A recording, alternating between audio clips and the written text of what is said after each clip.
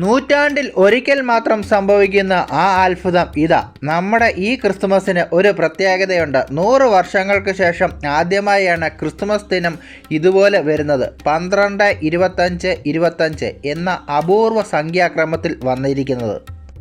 ഇതിനു മുമ്പ് ഇതുപോലെ സംഖ്യാക്രമത്തിൽ വന്നത് 1925 അതായത് കൃത്യമായി പറഞ്ഞാൽ 100 വർഷം മുമ്പ്. ഇപ്പോൾ 100 വയസ്സിന് മുകളിലുള്ളവർക്ക് മാത്രമേ അങ്ങനെ ഒരു സംഖ്യാക്രമം 2 പ്രാവശ്യം കാണാൻ സാധിച്ചിട്ടുള്ളൂ.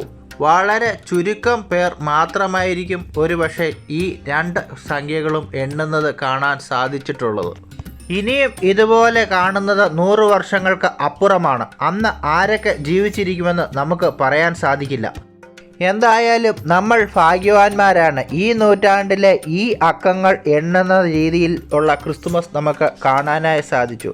അപ്പോൾ എല്ലാവർക്കും ഒരിക്കൽ കൂടി ക്രിസ്തുമസ് ആശംസകൾ. വീഡിയോ ഇഷ്ടമായാൽ ലൈക്ക് ചെയ്യാനും ഷെയർ ചെയ്യാനും കമൻറ്റ് ചെയ്യാനും മറക്കരുത്.